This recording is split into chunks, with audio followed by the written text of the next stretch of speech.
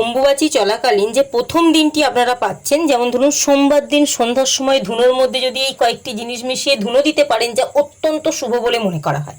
তবে ধুনোর মধ্যে যখন এই কয়েকটি জিনিস মেশাবেন, মাথায় রাখবেন ধুনো দেওয়ার পাত্রটি যদি মাটির হয় তাহলে কিন্তু যেখানে সেখানে রেখে ধুনো দেবেন না, এটা কিন্তু অত্যন্ত অশুভ।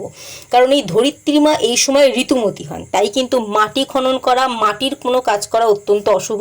গাছের পাতা স্পর্শ করা, গাছের পাতা ছেঁড়া, গাছ বসানো, সেহেতু যেহেতু মাটির পাত্র সেহেতু কিন্তু ভালো জায়গায় রেখে আপনি ধুনো দিন।